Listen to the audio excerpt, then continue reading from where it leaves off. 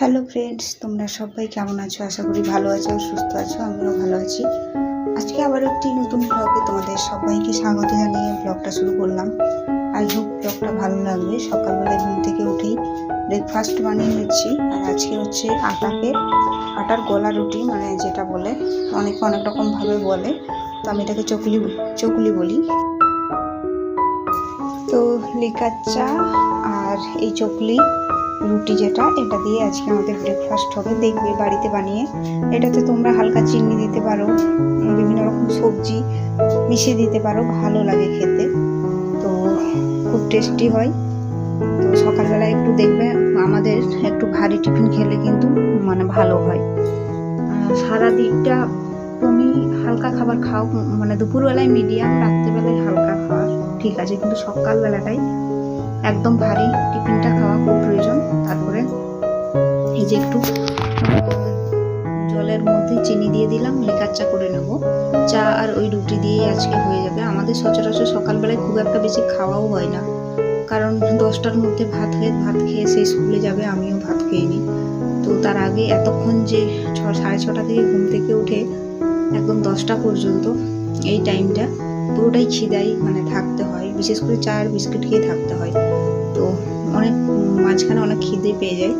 তো তার জন্য ভাবলাম যে না, একটু কিছু করতেই হবে। খাবারটা আমাদের টাইম মতো খেতে হবে, ঠিকঠাকভাবে খেতে হবে।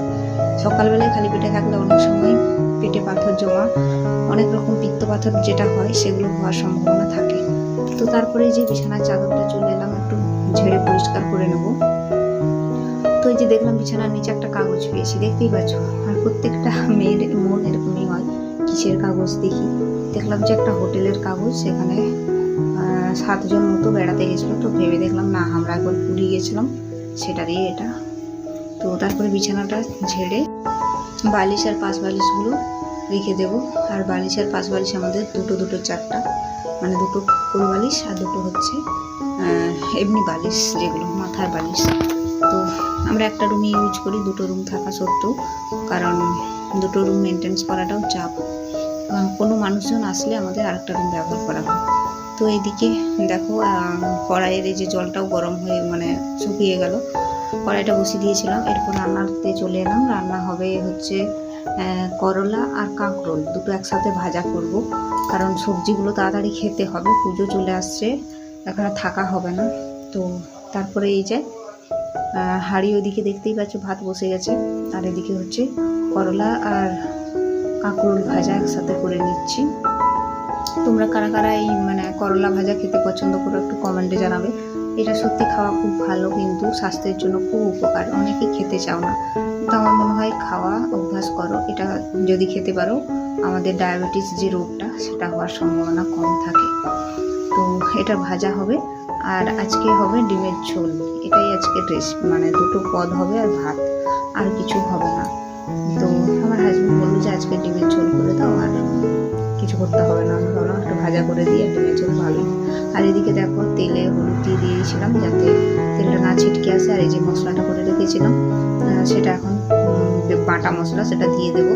আর মশলাটার মধ্যে আছে টমেটো, আদা রসুন পেঁয়াজ কাঁচা লঙ্কা বাটা, মানে সব একদম পেস্ট করে নিয়েছি। আর তাহলে দেখবে মানে গ্রেভিটা খুব ভালো খেতে হয়, মুখে মশলা লাগবে না। আর পরিমাণ মতো লবণ দিয়ে দিলাম। আর ডিম আলুটা আমি আগেই ভেজে নিয়েছি, সেটা তোমাদের সাথে শেয়ার করা হয়নি। তোমরা প্লিজ যারা আমার ভিডিওটি দেখছো একটা লাইক করে দিয়ে পাশে থেকো। প্রতিদিন 10:30 থেকে আমি আমার ব্লগ ভিডিও আপলোড করে থাকি।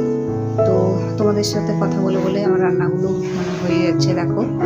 তো মশলাটা খুব সুন্দর করে কষিয়ে নিলাম, মশলা থেকে তেল ছেড়ে গেছে। এখন হালকা পরিমাণে জল দেবো, মানে আলুটা যাতে সেদ্ধ হয় সেই পরিমাণে একটু জল দেবো।